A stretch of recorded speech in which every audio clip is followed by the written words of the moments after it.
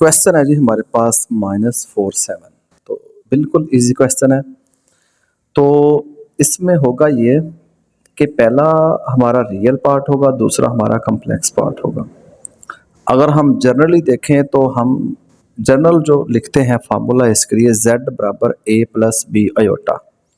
तो पहला हमारा रियल पार्ट होता है, दूसरा हमारा कम्प्लेक्स पार्ट होता है। ठीक है। तो अब अगर हम अपने जो गिवन क्वेश्चन है उसको देखें तो a की जगह पर -4 आएगा, b की जगह पर 7 आ जाएगा और अयोटा साथ कम्प्लेक्स पार्ट के लिए। ठीक है। तो a -4 b 7।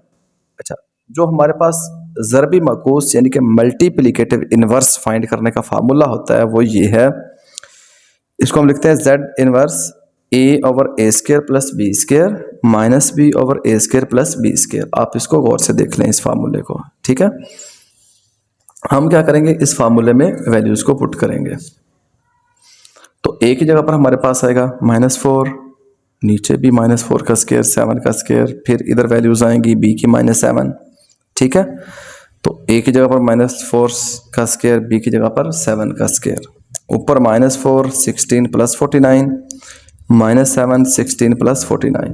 तो ये क्या बन गया हमारे पास, -4 ओवर 65 और -7 ओवर 65। ठीक है। तो यही हमारा आंसर है, यही हमारा मल्टीप्लिकेटिव इनवर्स है। अगर हम इसका सेकंड पार्ट देखें तो वो है √2 माइनस √5। बिल्कुल वैसे ही जैसे हमने ऊपर क्वेश्चन किया है कि पहली वैल्यू हमारे पास a होगी, दूसरी b होगी। ठीक है। तो z बन जाएगा √2 माइनस 5 √अयोटा। इसकी वैल्यूज को हम फार्मूला में पुट करेंगे। फार्मूला आपके सामने है। 2 का स्केयर बन जाएगा, फिर प्लस -5 इसका स्केयर बन जाएगा। ठीक है।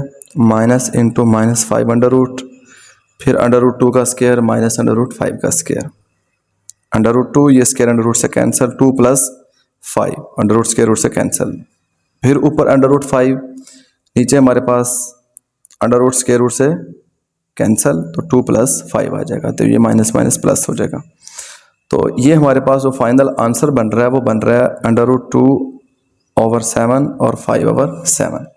तो ये हमारा इस पार्ट का आंसर आ गया। अगर हम नेक्स्ट देखें तो हमारा थर्ड पार्ट है 1 0।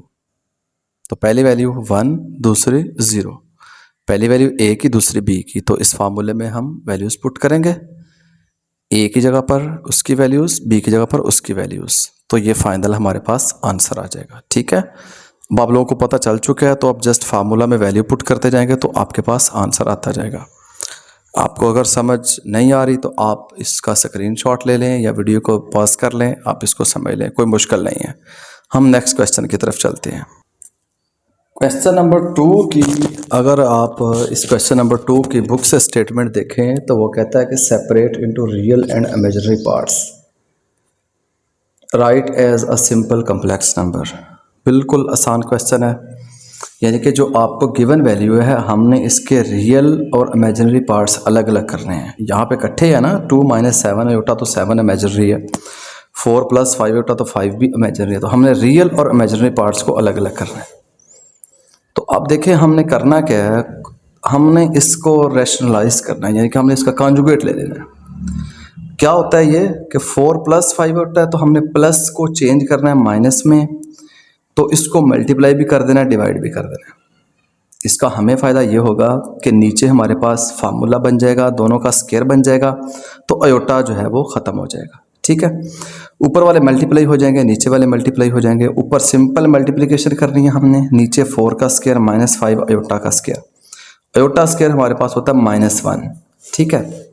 तो ये हमारे पास बन जाएगा, ऊपर ये दोनों माइनस माइनस प्लस हो जाएंगे, 8 - 30 8 अयोटा स्केयर -1, तो ये -35 बनेगा, 8 इसमें से माइनस हो जाएगा, तो -27 - 38 अयोटा। ठीक है। तो देखें 47 जब दोनों पे डिवाइड होगा तो रियल पार्ट अलग हो गए, इमेजिनरी पार्ट अलग हो गए। यही हमारा आंसर है। तो यही हमसे पूछा गया था। ठीक है। तो ये हमारा क्वेश्चन नंबर 2 का फर्स्ट पार्ट हो गया। अब हम चलते हैं इस क्वेश्चन के सेकंड पार्ट की तरफ। सेकंड पार्ट भी आपके सामने है, इसमें भी हमने रियल और इमेजिनरी वैल्यू को अलग अलग करना है। हमने जस्ट वही काम करना है। पहले चलें ऊपर वाला स्क्वायर ओपन कर लेते हैं, ठीक है। तो ये हमारे पास वैल्यू बन जाएगी 4 अयोटा स्क्वायर -1 आ जाएगा, ठीक है। तो ये सिंपल हमने स्क्वायर ओपन किया हुआ है, तो -5 -12 अयोटा हमें बच जाएगा। तो जब हम इसको कॉन्जुगेट लेंगे तो ये 1 माइनस अयोटा से डिवाइड भी और मल्टीप्लाई भी हो जाएगा। ऊपर दोनों को मल्टीप्लाई करेंगे, नीचे हमारे पास फार्मूला बन रहा है ए स्क्वायर माइनस बी स्क्वायर वाला, ठीक है। तो 1 माइनस अयोटा स्क्वायर बन जाएगा। अयोटा स्क्वायर -1 होता है, तो -1 हम यहाँ पे पुट करेंगे, ऊपर मल्टीप्लाई कर देंगे इनको, ठीक है। तो ये अयोटा स्क्वायर फिर -1 यहाँ पे पुट करेंगे, ये दोनों अयोटा वाले हैं तो प्लस माइनस हो जाएंगे, ठीक है। तो -5 + 12 अयोटा स्क्वायर -1, ठीक है। तो अगर हम कांस्टेंट को अलग करें तो -5 -12 -17 minus iota over 2 -17 over 2 -7 over 2 iota. तो ये रियल पार्ट हो गया और ये हमारा इमेजिनरी पार्ट हो गया। तो ये हमारा था क्वेश्चन नंबर 2, यानी कि 2 का सेकंड पार्ट। अब हम चलते हैं क्वेश्चन नंबर 2 के थर्ड पार्ट की तरफ। अयोटा ओवर 1 प्लस अयोटा, ठीक है। अच्छा, इसमें देखें हमने जस्ट क्या करना है, क्वेश्चन को पकड़ते ही रैशनलाइज कर देना है, यानी कि कॉन्जुगेट ले लेना है। 1 प्लस अयोटा है तो 1 minus iota over 1 minus iota, ऊपर अयोटा इंटू 1 माइनस अयोटा, नीचे 1 का स्क्वायर माइनस अयोटा का स्क्वायर, अयोटा माइनस अयोटा का स्क्वायर 1 माइनस इंटू -1। ऊपर यहाँ पे अयोटा का स्क्वायर था हमारे पास, ये देख लें अगर आपको नज़र नहीं आ रहा तो ये अयोटा अंदर मल्टीप्लाई होगा, तो अयोटा माइनस अयोटा का स्क्वायर 1 माइनस अयोटा का square -1, minus minus plus iota minus और अयोटा स्क्वायर -1, ये वाला अयोटा स्क्वायर, ठीक है। अयोटा +1 ओवर 2, 1 + 1 2, तो ये 2 दोनों से डिवाइड हो जाएगा। तो ये हमारा थर्ड पार्ट का आंसर हो गया। तो बिल्कुल इजी क्वेश्चन है, कोई मुश्किल नहीं है। तो अब हम चलते हैं इसके फोर्थ पार्ट की तरफ। 4 + 3 अयोटा होल का स्क्वायर 4 - 3 अयोटा। बिल्कुल वैसे ही स्क्वायर ओपन करेंगे, ये हमारे पास वैल्यू बन जाएगी 16। 3 अयोटा का स्क्वायर, अयोटा स्क्वायर -1 24 अयोटा, ठीक है। ये हमारे पास वैल्यू बन जाएगी। इन दोनों को प्लस माइनस करेंगे, 7 आ जाएगा 24 अयोटा 4 - 3। अब इसको रैशनलाइज यानी कि इसका कॉन्जुगेट ले लेंगे, 4 + 3 अयोटा, ठीक है। तो 4 + 3 अयोटा, नीचे हमारे पास फार्मूला बन जाएगा, ठीक है। ऊपर दोनों मल्टीप्लाई हो जाएंगे, 7 4 28 21 26 अयोटा 72 अयोटा का स्क्वायर, अयोटा स्क्वायर -1, ठीक है। तो 28 + 11 अयोटा -72, तो इन दोनों को प्लस करेंगे तो 25 हो जाएगा, ठीक है। अब 25 कांस्टेंट बन गया, दोनों से डिवाइड हो जाएगा, ठीक है। तो ये हमारा आंसर आ जाएगा। रियल पार्ट अलग हो गया, इमेजिनरी पार्ट अलग हो गया। तो अब हम चलते हैं क्वेश्चन नंबर 3 की तरफ। क्वेश्चन नंबर 3 में वो कहता है कि z बार बराबर z, prove that if z is a real. हमने दो तरीकों से ये क्वेश्चन कर सकते हैं। हम z बार को z के इक्वल रख के z को रियल प्रूव कर सकते हैं, या z को रियल लेके इसको प्रूव कर सकते हैं, ठीक है। तो कोई मुश्किल नहीं है। z हमारे पास है a + b अयोटा, z का बार a - b अयोटा, ठीक है। तो हम क्या करते हैं, दोनों को इक्वल कर लेते हैं, कंपेयर कर लेते हैं दोनों को। z bar a - b iota और z a + b अयोटा, ठीक है। ये इधर चले जाएंगे तो -a + a से कैंसिल, -2b अयोटा बन जाएगा, b अयोटा 0 तो b 0, यानी कि b की वैल्यू हमारे पास निकल आई है। अब आप b की इस वैल्यू को इक्वेशन 1 में अगर पुट करेंगे या 2 में पुट कर लें, आपकी चॉइस है, ठीक है। 1 में पुट करेंगे तो z बराबर a, तो आप देख लें ये 0 हो जाएगा। तो हमारे पास जो है z किसके बराबर आ रहा है, a के बराबर आ रहा है। तो z हमारा कौन सा, a हमारा कौन सा पार्ट है, a हमारा रियल पार्ट होता है, b इमेजिनरी पार्ट होता है। तो ये क्या साबित कर रहा है कि z हमारा जो है वो रियल नंबर है, ठीक है। तो ये हमारा प्रूव हो गया।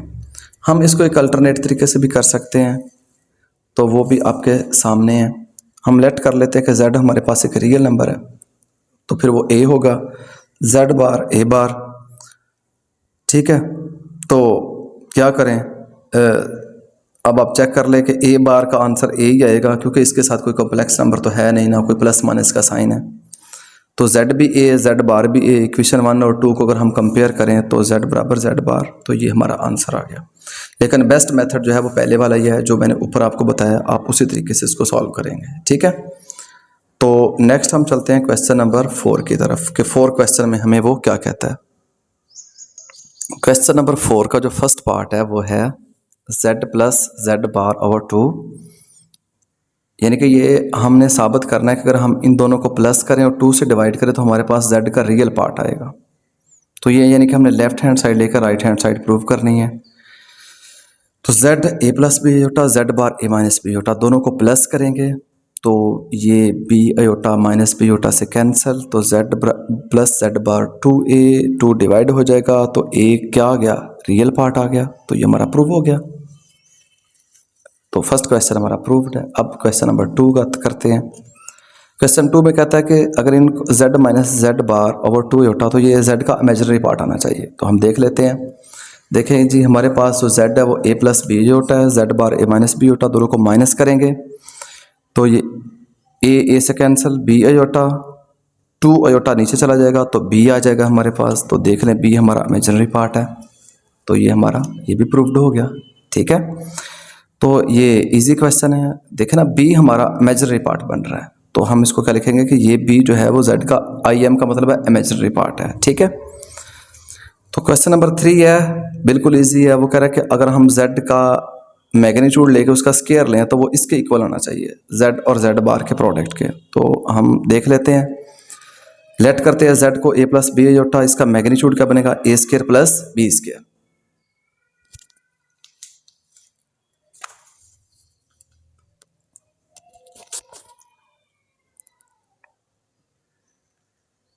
मैग्नीट्यूड का अगर हम स्केयर लेंगे तो फिर स्केयर रूट का भी स्केयर आएगा, तो स्केयर रूट का स्केयर कैंसिल हो जाएगा दोनों आपस में, तो z square a square b square. इसको इक्वेशन 1 का नाम देते हैं। अब z और z बार को मल्टीप्लाई करते हैं तो ये हमारे पास a plus B iota a minus B iota a square minus A B iota minus B square iota का स्केयर। अयोटा स्केयर -1 तो माइनस माइनस प्लस हो गया, तो a square b square. Check कर लें, ये हमारी इक्वेशन 2, वो हमारी इक्वेशन 1। z का मैग्नीट्यूड का स्केयर a प्लस बी के स्केयर के बराबर है, तो ये भी a प्लस बी के स्केयर के बराबर।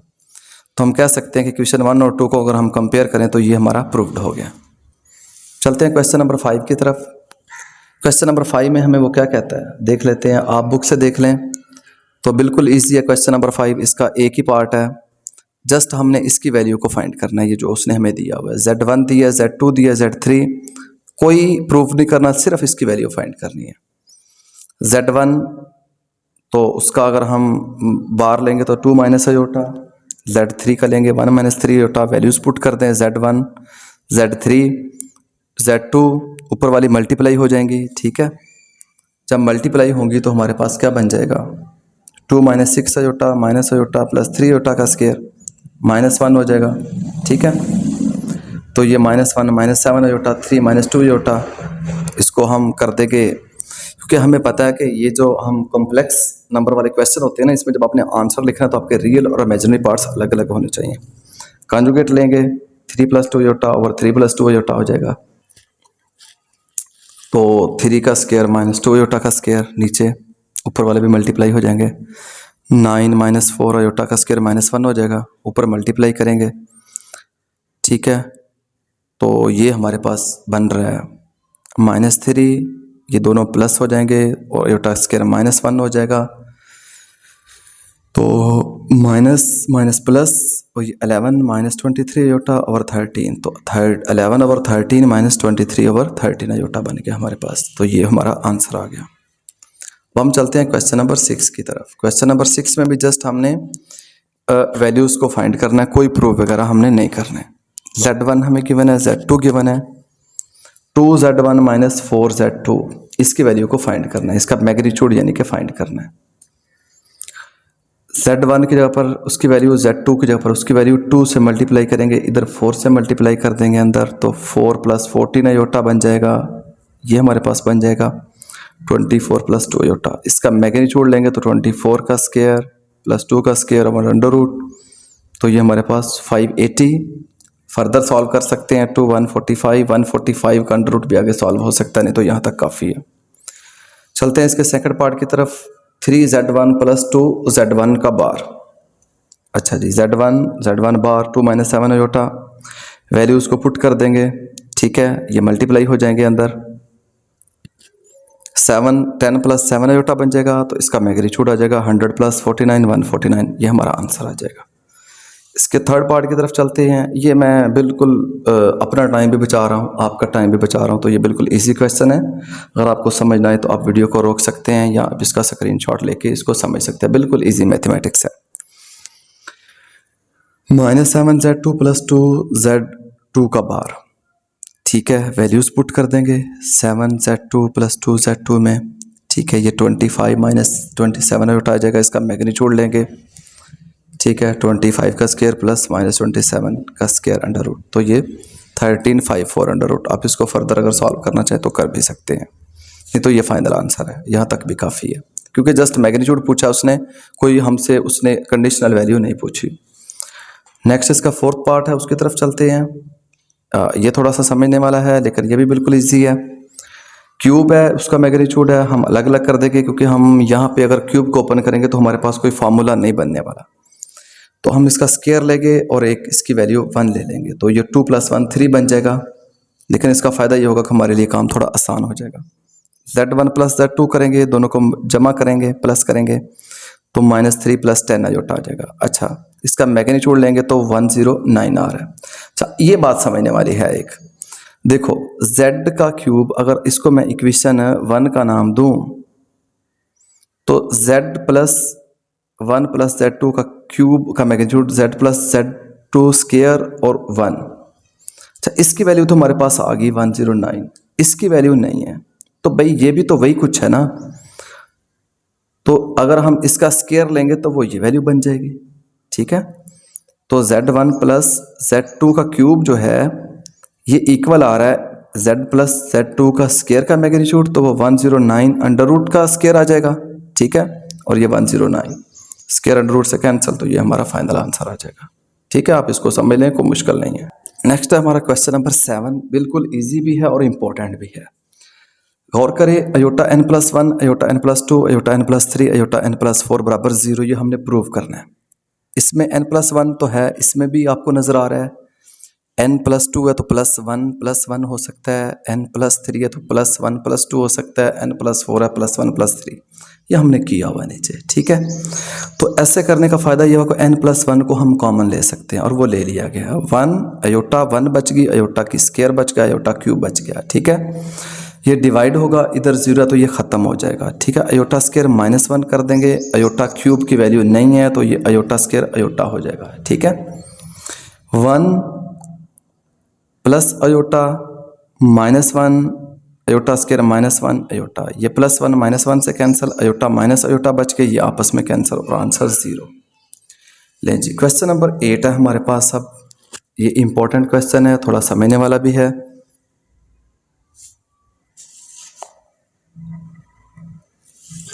देखें, वो कहता है कि find the least positive value of n, यानी कि जो आपके पास n है ना, उसकी आपने जो सबसे छोटी पॉजिटिव वैल्यू है वो फाइंड करनी है। इजी क्वेश्चन है। 1 + अयोटा ओवर 1 - अयोटा 2 की पावर ओवर 2 की n बराबर 1, ठीक है। इसको हम कॉन्जुगेट ले लेंगे, रैशनलाइज कर देंगे, यानी कि 1 + अयोटा से मल्टीप्लाई भी और डिवाइड भी, ऊपर स्क्वायर बन जाएगा 1 का स्क्वायर माइनस अयोटा का स्क्वायर, नीचे हमारे पास 1 अयोटा स्क्वायर -1, ठीक है, और ऊपर स्क्वायर ओपन कर देंगे, 2n वैसे आएगा हमारे पास। 1 + अयोटा स्क्वायर -1 + 2 अयोटा ओवर 2, ये दोनों आपस में कैंसिल, 2 इधर, फिर 2 अयोटा ओवर 2 से कैंसिल, 2 की पावर n बच गई। अच्छा, अयोटा 2 की n बराबर 1। देखिए, अब हमने n फाइंड करना है, तो हम जो है ना कोफिशिएंट जो है उनको सेम करेंगे, तो पावर हमारी सेम हो जाएंगी। अयोटा स्क्वायर n बराबर 1, आयोटा स्केयर हमें पता है -1 के बराबर होता है, -1 की पावर n बन जाएगी। अच्छा, ये तो बन गई -1 की पावर n। अब इधर भी हमें -1 चाहिए, तो ये 1 है ना, अगर हम -1 की पावर का स्केयर लेंगे तो वो +1 नहीं आएगा ना, लेकिन इसका फ़ायदा ये होगा कि हमारे कोफिशिएंट जो है वो सेम हो जाएंगे, ठीक है ना। ये अगर हम -1 का स्केयर लेंगे तो वो 1 ही आएगा, तो n हमारे पास जो है वो 2 आ जाएगा। नेक्स्ट हमारा है क्वेश्चन नंबर 9, ठीक है। और दूसरा स्टूडेंट्स आपसे ये है कि अगर आप फर्दर मैथ के फर्दर क्वेश्चंस, फर्दर एक्सरसाइज समझना चाहते हैं तो आप हमारे इस चैनल को सब्सक्राइब करें, क्योंकि हम आपके लिए एफर्ट कर रहे हैं, तो आप भी क्वेश्चन को साथ साथ सॉल्व भी करें, ठीक है।